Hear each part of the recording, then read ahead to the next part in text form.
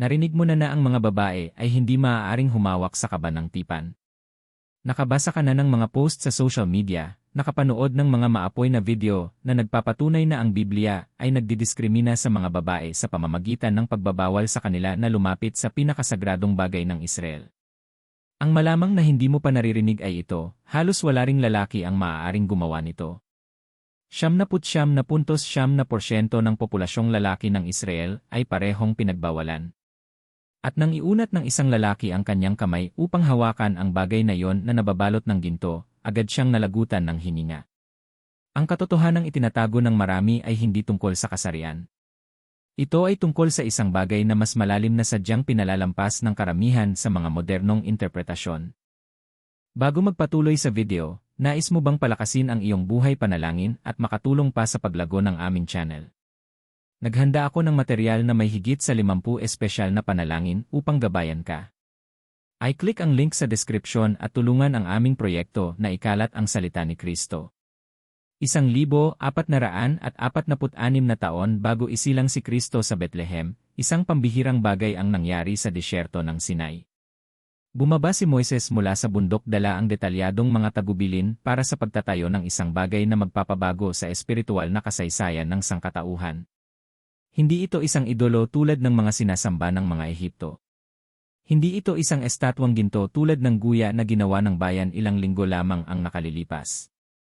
Ito ay isang kahon na gawa sa kahoy na akasya, na nababalot ng purong ginto sa loob at labas, na may sukat na humigit kumulang 1 metro at 10 sentimetro ang haba at 66 na sentimetro ang lapad at taas. Sa ibabaw nito, 2 kerubin na yari sa purong ginto ang nag-uunat ng kanilang mga pakpak, na lumilikha ng isang uri ng di nakikitang trono. Doon, sa puwang na yon sa pagitan ng mga pakpak, nangako ang Diyos na ipahahayag ang kanyang presensya sa paraang hindi pa nararanasan ng Israel kailanman. Isaalang-alang ang bigat ng mga tagubiling ito. Bawat detalye ay tinukoy ng mismong may lalang. Ang kahoy ay dapat na akasya, isa sa ilang matitibay na uri na nabubuhay sa disyerto. Ang ginto ay dapat na ganap na bumalot sa istruktura, sa loob at labas, nang walang anumang bahaging nakalantad. 4 na argolyang ginto ang ikakabit sa mga sulok, 2 sa bawat panig, upang ang mga baras na nababalot din ng ginto ay maipasok. Ang mga baras na ito ay hindi dapat alisin kailanman. Kailanman. Ang dahilan ay simple at nakapangingilabot sa parehong pagkakataon, walang sinuman ang dapat humawak sa kaban gamit ang hubad na mga kamay. Ang mga baras ay naroon upang ang bagay ay maibiyahe nang walang direktang kontak sa sagradong ibabaw.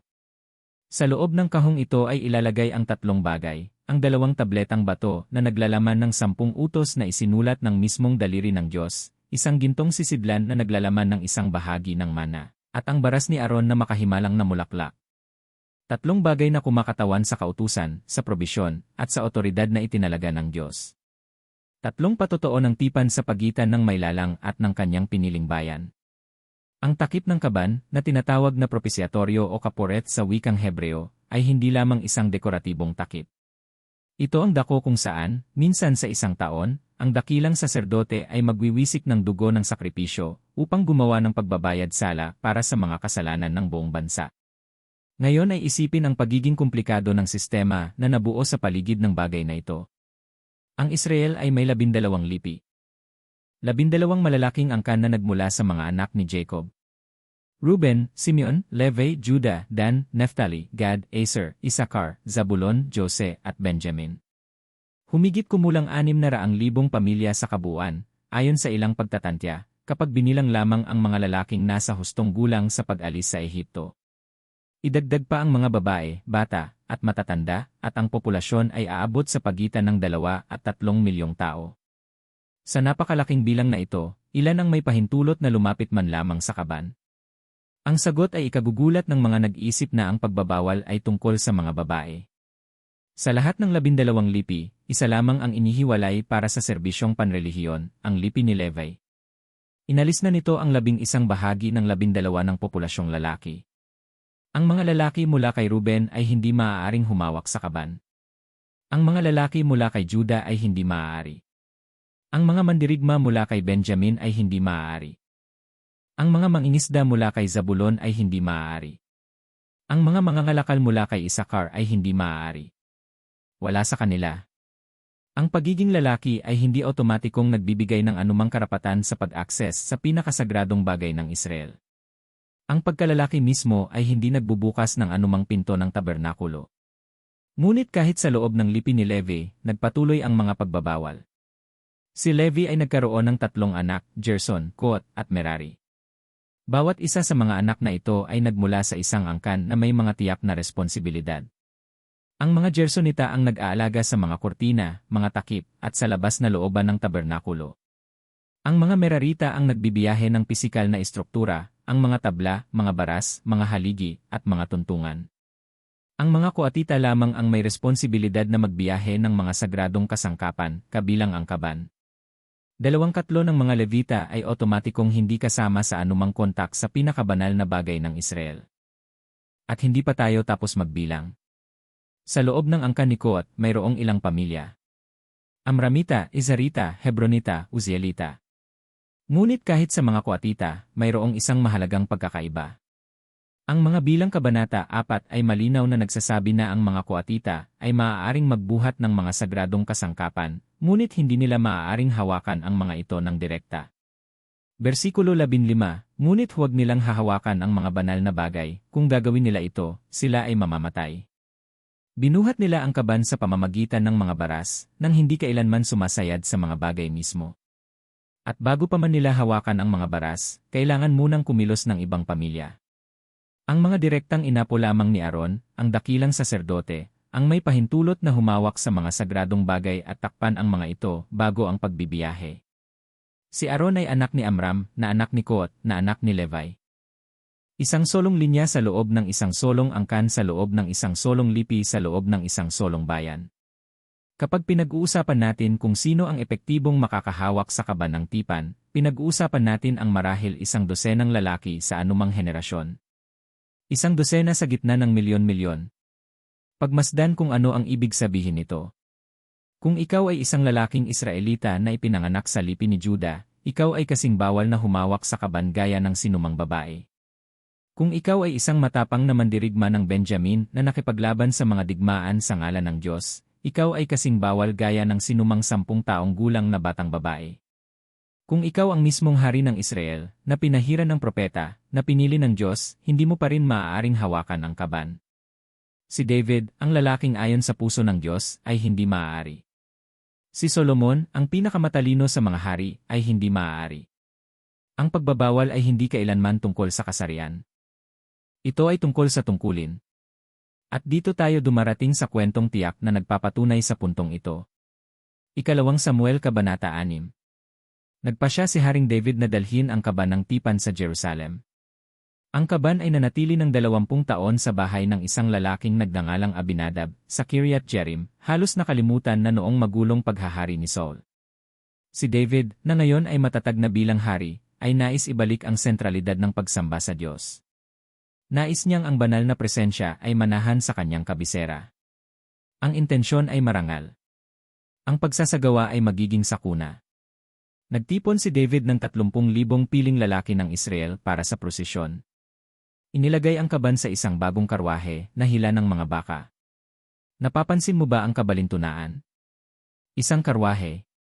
Ang mga Filisteo, nang mabihag nila ang kaban at pagkatapos ay ibinalik ito, ay gumamit ng karwaheng hila ng mga baka.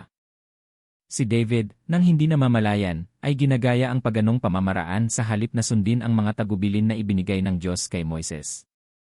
Itinakda ng kautusan na ang kaban ay dapat buhatin sa mga balikat ng mga Levita, gamit ang mga baras. Hindi sa mga karwahe.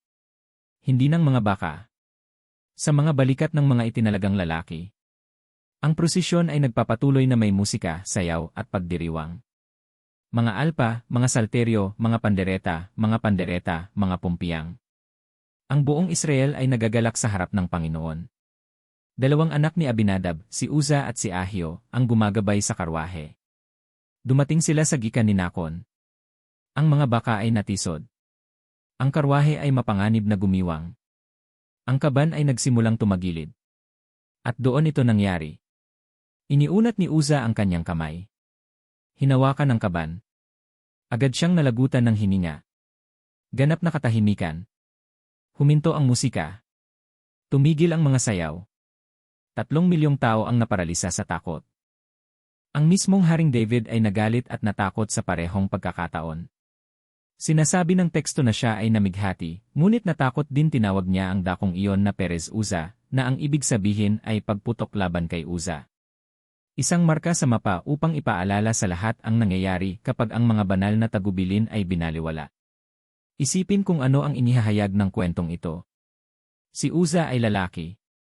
Si Uza ay malamang na isang Levita. Isinasaalang-alang na ang kanyang ama ay nag-ingat sa kaban sa loob ng 2 dekada. Si Uza ay may mabuting intensyon, sinusubukang pigilan ang sagradong bagay na mahulog sa lupa. At gayunpaman namatay si Uza. Ang pagiging lalaki ay hindi nagprotekta sa kanya. Ang pagkakaroon ng mabuting intensyon ay hindi nagprotekta sa kanya. Ang pamumuhay malapit sa kaban sa loob ng maraming taon ay hindi nagprotekta sa kanya. Ang tanging bagay na mahalaga ay kung mayroon siyang banal na pahintulot para sa kontak na yon. At wala siya nito. Natutunan ni David ang aral sa pinakamasakit na paraan. Ang kaban ay nanatili ng 3 buwan sa bahay ni Obed-Edom, na isang Giteo, habang pinoproseso ng hari ang nangyari. Sa loob ng 3 buwang iyon, si Obed-Edom at ang kanyang buong pamilya ay saganang pinagpala. Ang presensya ng Diyos, kapag pinakitunguhan ng may paggalang, ay nagdadala ng kasaganaan. Nang sa wakas ay nagpasya si David na kunin muli ang kaban, ginawa niya ito ng naiba. Itinatala ng unang Kronika Kabanata 15 ang kanyang pahayag, walang dapat magdala ng kaban ng Diyos kundi ang mga Levita, sapagkat sila ang pinili ng Panginoon upang magdala ng kaban ng Diyos, at upang maglingkod sa Kanya magpakailanman. Sa pagkakataong ito, 750 Levita ang nagpakabanal. Ang mga saserdote at mga Levita ay naglinis ng kanilang sarili. Ang kaban ay binuhat sa mga balikat, gamit ang mga baras, eksakto gaya ng iniutos ni Moises ilang siglo na ang nakalilipas. Sa bawat 6 na hakbang, nagsasakripisyo sila ng isang baka at isang tupa. Sumayaw si David sa harap ng Panginoon ng buong lakas, na nakasuot lamang ng isang lino na epod. Ang prosesyon ay dumating sa Jerusalem na may kagalakan, mga sigaw ng tuwa, at tunog ng mga trompeta. Sa pagkakataong ito, walang namatay. Ang pagkakaiba sa pagitan ng 2 prosesyon ay walang kinalaman sa kasarian. Ang una ay kinabibilangan lamang ng mga lalaki at nagresulta sa kamatayan. Ang ikalawa ay kinabibilangan din lamang ng mga lalaki at nagresulta sa pagpapala. Ang variable ay hindi kung sino ang naroon, kundi kung paano pinakikitunguhan ang sagradong bagay. Ang mga banal na tagubilin ay binaliwala sa unang pagkakataon at sinunod sa ikalawa. Ngunit pagkatapos ay lumilitaw ang hindi maiiwasang tanong, bakit ang pagkasaserdote ay limitado sa mga lalaki? Bakit hindi isinama ng Diyos ang mga babae sa mga saserdote? Ang tanong na ito ay karapat-dapat sa isang tapat at maingat na sagot, hindi isang teolohikong pag-iwas. Suriin ang konteksto. Ang sinaunang malapit na silangan, ang mundong kinabibilangan ng Israel, ay pamilyar sa mga babaeng saserdote. Ang Babylonia ay may mga babaeng saserdote sa kanilang mga templo. Ang Ehipto ay mayroon. Ang Phoenicia ay mayroon. Ang Mesopotamia ay mayroon. At sa halos lahat ng mga kasong ito, ang mga babaeng saserdote ay sangkot sa mga gawaing kinabibilangan ng ritual na prostitusyon, mga kulto ng pagkamayabong, at mga ritual ng sagradong pakikipagtalik. Ang mga paganong templo ay madalas na mga sentro ng sexual na pagsasamantala na nakabalakayo bilang relihiyon. Ang Deuteronomio Kabanata 23 ay tahasang nagbabawal sa Israel na magkaroon ng mga babae o lalaking patutot sa templo, isang karaniwang gawain sa kanilang mga kapitbahay. Ang Diyos ay lumilikha ng isang bagay na ganap na naiba. Isang sistema kung saan ang sagrado ay hindi kontaminado ng mga sexual na gawain. Isang templo kung saan ang mga babae ay hindi gagawing bagay sa ngalan ng relihiyon. Isang pagsamba kung saan ang banal na presensya ay matatagpuan sa pamamagitan ng sakripisyo at paglilinis, hindi sa pamamagitan ng mga ritual ng pagkamayabong. Ang pagbubukod sa mga babae mula sa Levitikong pagkasaserdote ay hindi isang pahayag ng kababaan.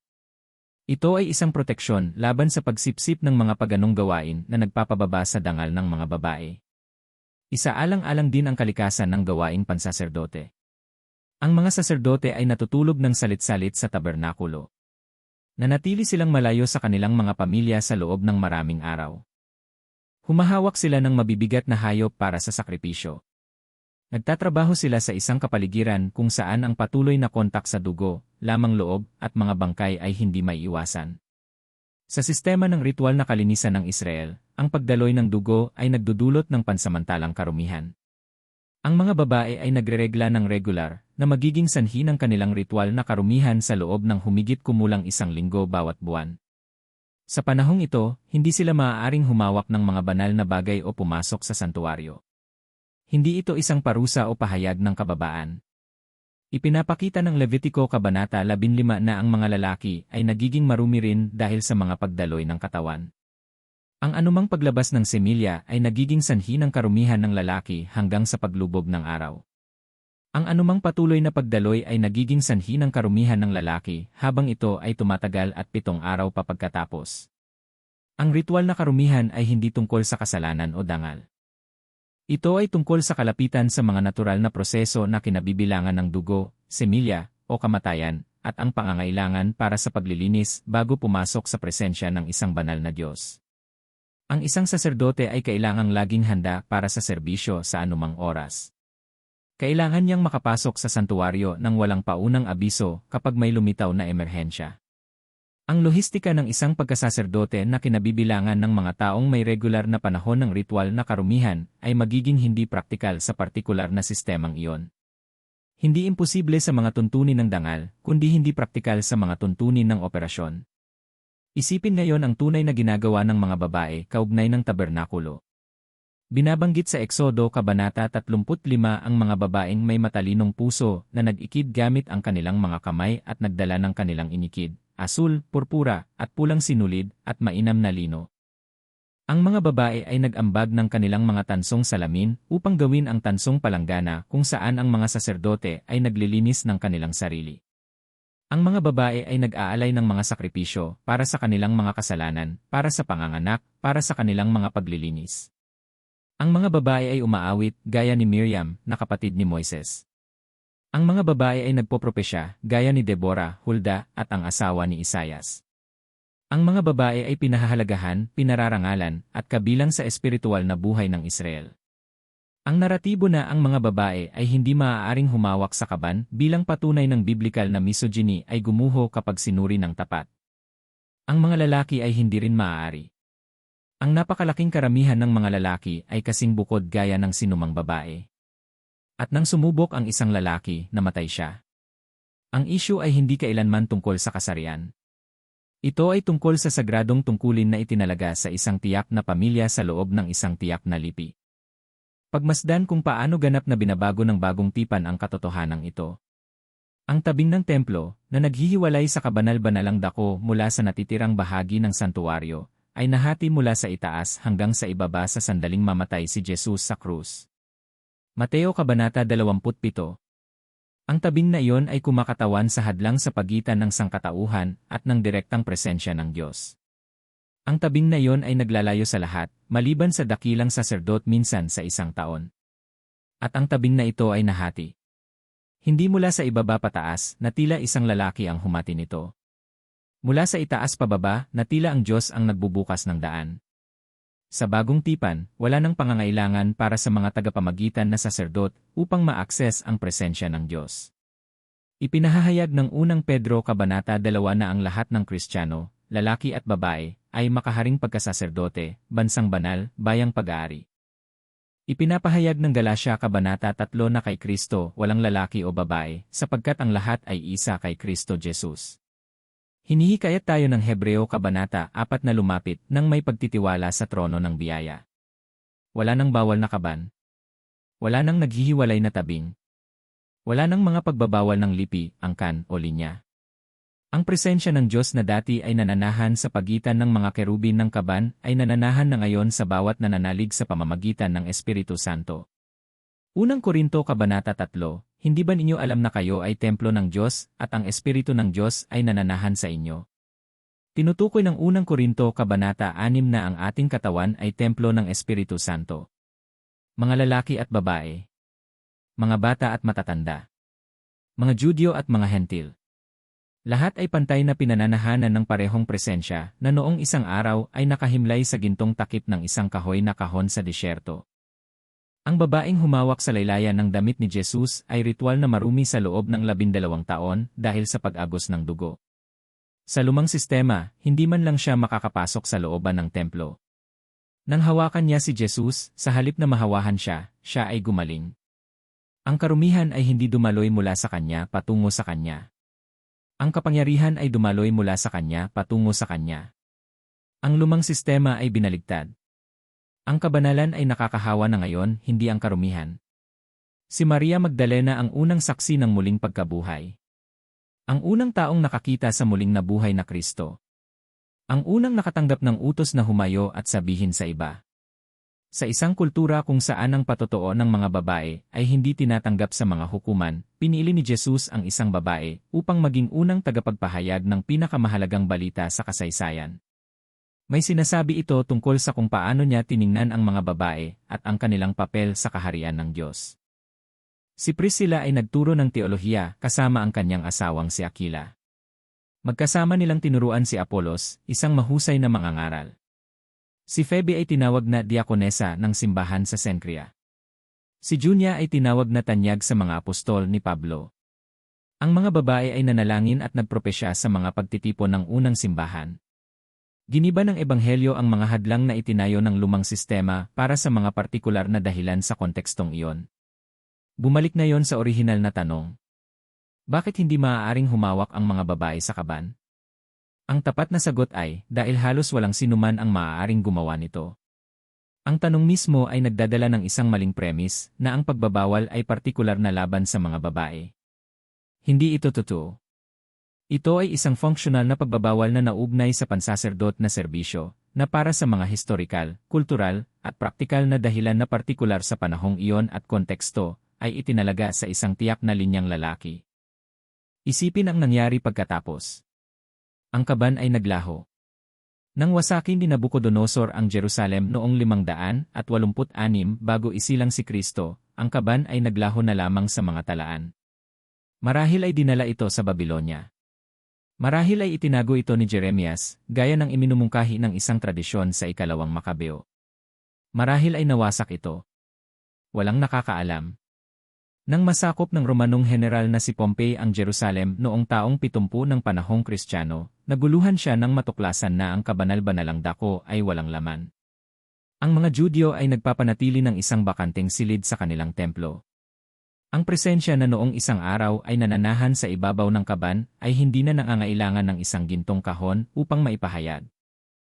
Ang propetang si Jeremias, Kabanata 3, ay hinulaan na ito, at mangyayari, pagka kayo'y dumami at lumago sa lupain sa mga araw na yaon, sabi ng Panginoon, hindi na nila sasabihin, ang kaban ng tipan ng Panginoon, ni darating man sa isip, ni aalalahanin man nila, ni dadalawin man nila, ni gagawa man ng iba pa. Tinupad ng kaban ang layunin nito. Itinuro nito ang isang bagay na mas dakila. At nang dumating ang mas dakilang bagay na yon, naging hindi na ito kailangan. Ang madalas na itinatalikod ng simbahan ay hindi ang pagbabawal sa mga babae na humawak sa kaban. Ang itinatalikod nito ay ang buong konteksto ng pagbabawal na ito. Itinatago nito na ang mga lalaki ay pinagbawalan din itinatago nito na ang pagbabawal ay functional, hindi ontologikal. Itinatago nito na ganap na giniba ng bagong tipan ang mga hadlang na ito. Itinatago nito na kay Kristo ay wala ng pagkakaiba sa pag-access sa presensya ng Diyos. Kapag narinig mong ginagamit ng sinuman ang kaban ng tipan bilang halimbawa ng biblikal na misogyny, alalahanin si Uza. Isang lalaki. Hinawakan ng kaban. Namatay. Ang kabanalan ng Diyos ay hindi nagtatangi ng kasarian. Hinihingi nito ang paggalang mula sa lahat. At ang biyaya ni Kristo ay nag-aalok ng access sa lahat. Ito ang katotohanang mas gusto ng marami na huwag sabihin. Ang pinakasagradong bagay ng Israel, ang isa na napakakaunti lamang ang maaaring humawak, ay nagtuturo sa isang katotohanan kung saan ang lahat ay maaaring lumapit. Ang matinding pagiging eksklusibo ng lumang sistema ay nagbigay diin sa laki ng pagsasama na darating. Kung gaano kahigpit ang access noon, mas maluwalhati ang pagbubukas ngayon. Ang kaban ay isang anino. Si Kristo ang sustansya. At sa sustansya, ang mga lalaki at babae ay nakakahanap ng pantay na akses sa trono ng biyaya, nang may pagtitiwala, sa anumang oras, sa anumang lugar, nang walang tabing, nang walang mga baras, nang walang takot na mamatay dahil sa sobrang paglapit. Ito ang buong katotohanan. Hindi ang na-edit na bersyon na nagpapakain sa mga naratibo ng biktima o mga akusasyon ng misogyny. Hindi ang pinasimpleng bersyon na nagbabaliwala sa historikal at teolohikong konteksto. Ang buong katotohanan na kinabibilangan ng mga pagbabawal, mga dahilan, mga pagbabago, at katuparan. Ang katotohanang nagpaparangal kapwa sa kabanalan ng Diyos at sa dangal ng lahat ng kanyang nilikha ayon sa kanyang imahe. At marahil ang pinakamalaking kabalintunaan sa lahat ay ito. Ang parehong kasulatan na nagtatag ng mga pagbabawal sa pag-akses sa kaban ay ang parehong nagpapahayag na ang mga lalaki at babae ay pantay na nilikha ayon sa imahe ng Diyos mula sa unang pahina. Nilalang ng Diyos ang tao ayon sa kanyang sariling larawan. Ayon sa larawan ng Diyos siya nilalang, lalaki at babae silang nilalang. Genesis Kabanata 1. Bago ang anumang batas tungkol sa pagkasaserdote, bago ang anumang tagubilin tungkol sa tabernakulo, bago ang anumang pagbabawal tungkol sa kung sino ang maaaring o hindi maaaring humawak sa mga sagradong bagay, ang pantay na dangal ay naitatag na. Ang Levitikong sistema ay pansamantala. Ang imahe ng Diyos ay walang hanggan. Ang mga pagbabawal ay lumipas na. Ang pagkakapantay-pantay ng halaga ay nananatili magpakailanman.